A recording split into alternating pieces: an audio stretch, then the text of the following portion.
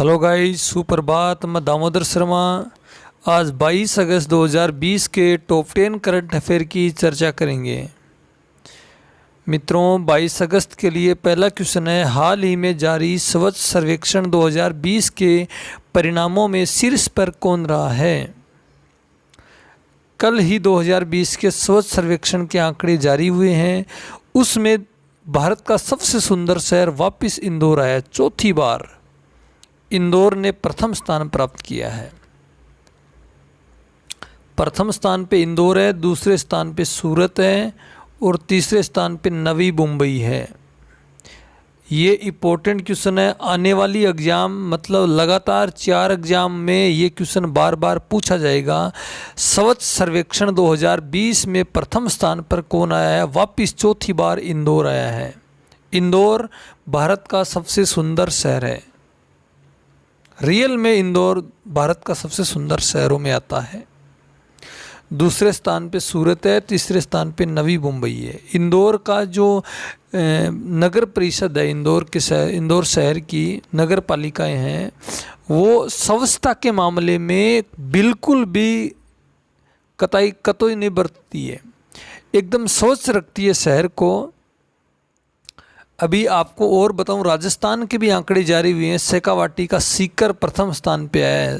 राजस्थान के अलग राज्य के हैं, उसमें सीकर प्रथम स्थान पे आया है स्वच्छता के मामले। अब देखो सीकर में कैसी स्वच्छता है, वैसी राजस्थान की और शहरों में भी नहीं है। सीकर में बिल्कुल भी स्वच्छ नहीं है सीकर, फिर भी इससे बेहतर है राजस्थान की और जिले। तो इंदौर स्वच्छता के मामले में प्रथम स्थान पर है।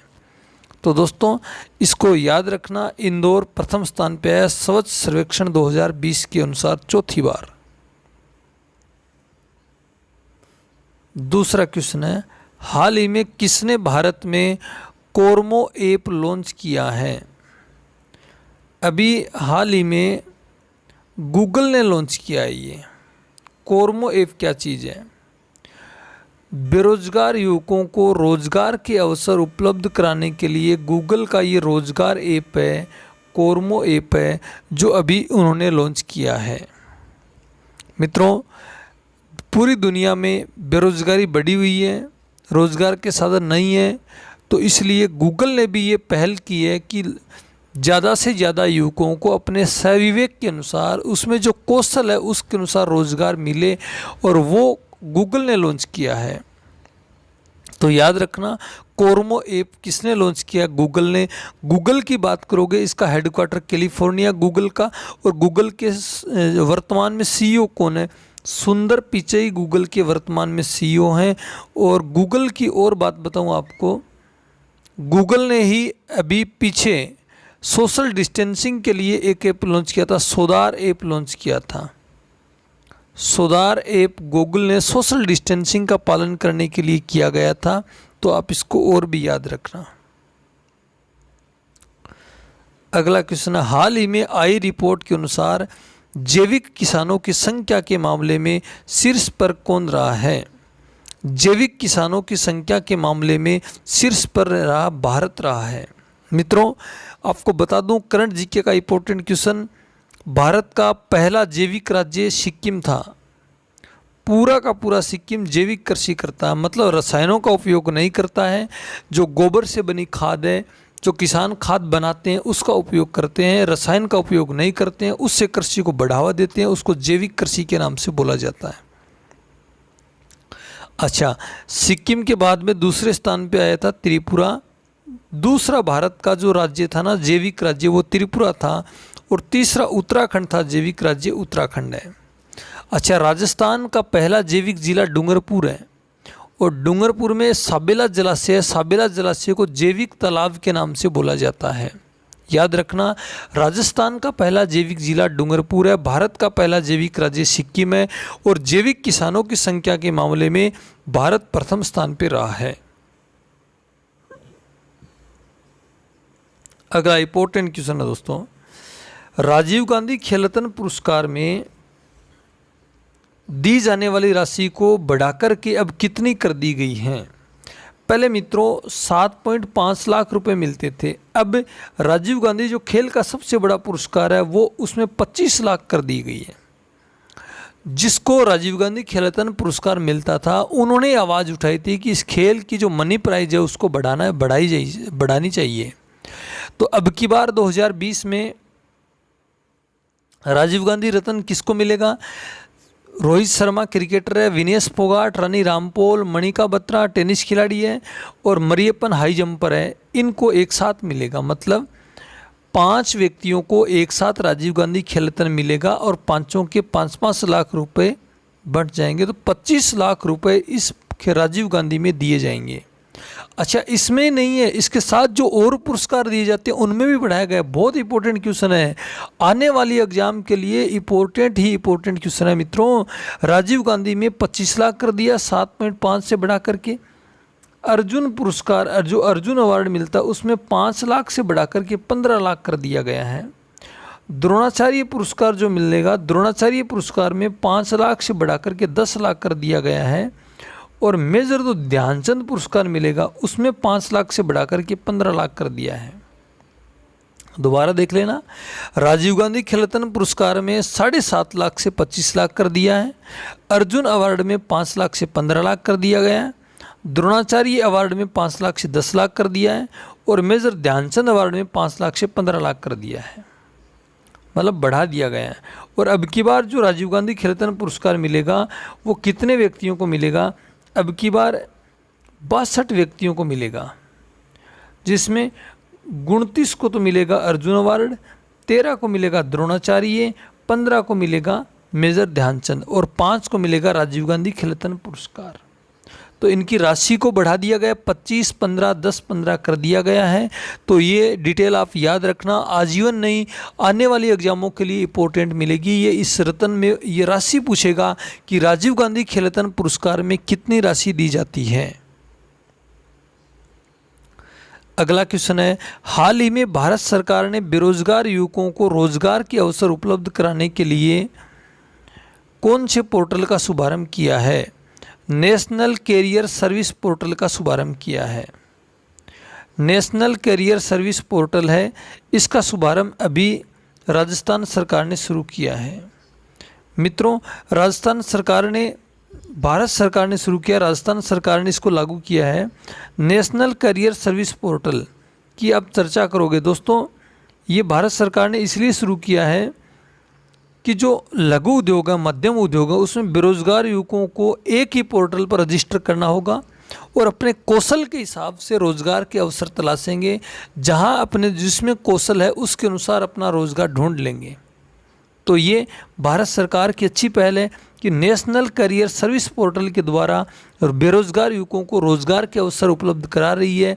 कोई भी व्यक्ति बेरोजगार न रहे, ये भारत सरकार की मतलब एक पहल है कि जो युवा कुशल है, अर्ध कुशल है, मध्यम कुशल है, उन सारे युवकों को रोजगार मिले, उसके अनुसार मिले रोजगार।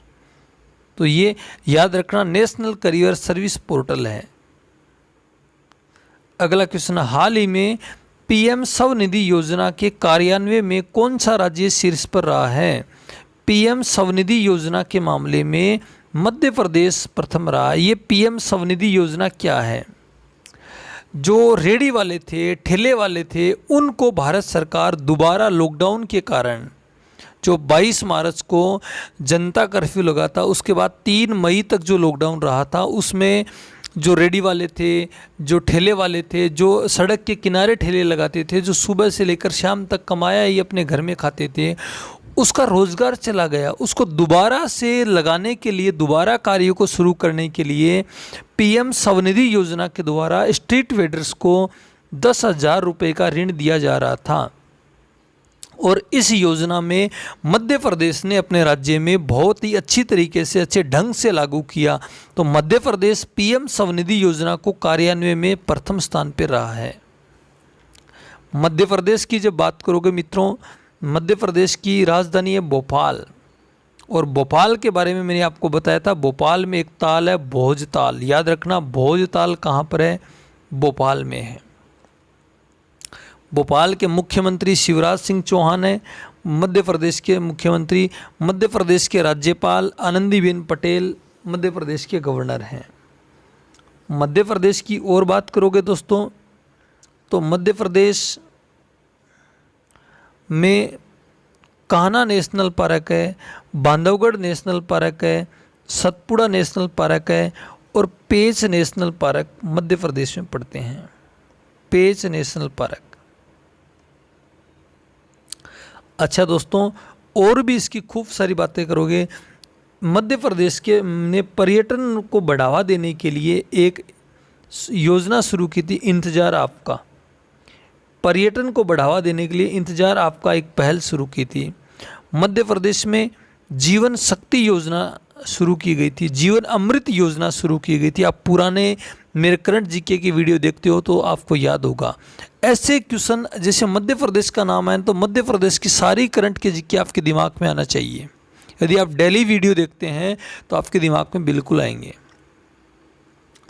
मध्य प्रदेश में ही एक अंतर्राष्ट्रीय हवाई अड्डा आप जानते हो, देवी अहिल्याबाई होलकर अंतर्राष्ट्रीय हवाई अड्डा इंदौर मध्य प्रदेश में है। याद रखना, देवी अहिल्याबाई होलकर अंतर्राष्ट्रीय हवाई अड्डा इंदौर मध्य प्रदेश में है। एक भोजराज अंतर्राष्ट्रीय हवाई अड्डा है, मध्य प्रदेश में ही है। तो आप इसको याद रखना दोस्तों। अगला है, हाल ही में FSSAI द्वारा आयोजित ऑनलाइन उन्मुखीकरण कार्यशाला की अध्यक्षता किसने की है? इसकी अध्यक्षता मित्रों डॉक्टर हर्षवर्धन सिंह ने की है, जो भारत के स्वास्थ्य मंत्री हैं। इन्होंने उन्मुखीकरण का मतलब होता है मोटिवेटेड, और डॉक्टर हर्षवर्धन सिंह ने ये योजना ऑनलाइन जो मोटिवेटेड कार्यशाला उसकी अध्यक्षता की है। मतलब FSSAI की अध्यक्ष फुल फॉर्म है फूड सेफ्टी संस्था, फूड सेफ्टी, ये फूड सेफ्टी है। और फूड सेफ्टी की जब स्थापना की बात करोगे, इसकी स्थापना हुई थी 2011 में इसकी स्थापना हुई थी और इसका मुख्यालय नई दिल्ली में। इसका जो अध्यक्ष है रीका तिवती, इसका अध्यक्ष है रीका तिवती, इसका अध्यक्ष है फूड सेफ्टी का। तो इसकी FSSAI द्वारा आयोजित जो ऑनलाइन उन्मुखीकरण कार्यशाला है उसकी अध्यक्षता डॉक्टर हर्षवर्धन सिंह ने की है। अगला क्वेश्चन है, हाल ही में एंजेला बक्सटन का निधन हो गया, वो कौन थी? एंजेला बक्सटन ये ब्रिटिश टेनिस खिलाड़ी थी और प्रसिद्ध टेनिस खिलाड़ी थी। आपने इसका नाम सुना होगा तो ये प्रसिद्ध थी, मतलब पुराने टाइम में थी। अब आप तो युवा नए जमाने के बच्चे हो गए हो, नहीं जानते हो, लेकिन ये अच्छी खिलाड़ी थी, टेनिस खिलाड़ी, प्रसिद्ध खिलाड़ी थी ब्रिटेन की। अब इसका हाल ही में निधन हो गया, तो आप इसको याद रखना दोस्तों। ऐसे क्वेश्चन बार बार पूछे जाते हैं एग्जाम में कि वो किस खेल से जुड़े हुए थे। अगला, हाल ही में राष्ट्रकवि माधव प्रसाद धीमिरे का निधन हो गया, वे किस देश के थे? माधव प्रसाद धीमिरे वो नेपाल के राष्ट्रकवि थे दोस्तों, और नेपाल के राष्ट्रकवि थे, उनका अब हाल ही में निधन हो गया है। नेपाल की जब बात करोगे, नेपाल की राजधानी काठमांडू है और काठमांडू घाटी है, काठमांडू घाटी है। और नेपाल हिमालय सबसे ऊंचा हिमालय है। नेपाल काठमांडू घाटी में ही दुनिया की सबसे ऊंची चोटी माउंट एवरेस्ट नेपाल में ही है। माउंट एवरेस्ट नेपाल में चोटी पड़ती है। नेपाल के जो राष्ट्रपति हैं विद्या देवी भंडारी नेपाल के राष्ट्रपति हैं। नेपाल के प्रधानमंत्री KP शर्मा ओली हैं। और अंतर्राष्ट्रीय संबंध की बात करोगे, भारत और नेपाल के रिश्तों में अब थोड़ा सा सुधार आया है, लेकिन नेपाल के ज़्यादा रिश्ते चाइना के साथ ज़्यादा हैं। नेपाल का बॉर्डर भारत के साथ है, चाइना के साथ भी, चाइना के साथ इसके अच्छे रिश्ते हो गए हैं। चाइना अभी जो गोरखा एक बटालियन है भारत के सेना के पास, थल सेना के पास, चाइना नेपाल में ये सर्वे करा रहा है कि ये गोरखा भारत की सेना क्यों ज्वाइन करते हैं। एक बहुत ही शौर्यवान सेना है गोरखा सेना, और गोरखा जो बटालियन है वो, और उसकी चाइना ये देख रेख कर रहा है कि ये गोरखा भारत की सेना क्यों ज्वाइन कर रहे हैं, चाइना की सेना क्यों नहीं ज्वाइन करेंगे। तो उसको चीन की तरफ अपना रुख तेज कर रही है, तो भारत के लिए कुछ ये दिक्कत पैदा कर रही है। आप न्यूज़पेपर पढ़ाकर आपको अंतर्राष्ट्रीय संबंध का पता चलेगा। एग्जाम के लिए बहुत इंपॉर्टेंट है। यदि आप बड़ी एग्जाम की तैयारी कर रहे हैं, यूपीएससी, आरएस वगैरह, इनमें अंतर्राष्ट्रीय संबंध बहुत ही इंपॉर्टेंट रखता है। न्यूज़पेपर आपके लिए बड़ा इंपॉर्टेंट रखता है मित्रों। अगला क्वेश्चन, हाल ही में किस बैंक ने विशेष सुविधा लोन अगेंस्ट सिक्योरिटीज शुरू की है। यस बैंक ने शुरू की है। ये कौन सी सेवा है। यदि आपके पास पॉलिसी है कोई, या किसी बैंक के शेयर हैं आपके पास, या कुछ है आपके पास किसी बैंक का, तो उस चीज़ को आप गिरवी रख सकते हो, और गिरवी रख के आप लोन ले सकते हो। ऐसी सुविधा यस बैंक ने शुरू की है। यस बैंक की बात करोगे, यस बैंक की स्थापना 2004 में हुई थी। यस बैंक का मुख्यालय मुंबई में है। यस बैंक के जो वर्तमान में जो एमडी सीईओ प्रशांत कुमार, इसके एमडी सीईओ वर्तमान में प्रशांत कुमार। तो आप दोस्तों टॉप 10 करंट अफेयर है, आप इसको याद रखना। बार बार वीडियो देख के, एक बार वीडियो देख लो उसके बाद लिख लिया करो, लिखने से आपको ज़्यादा याद होंगे। Damodar Sharma always with you. Thank you for watching. Okay.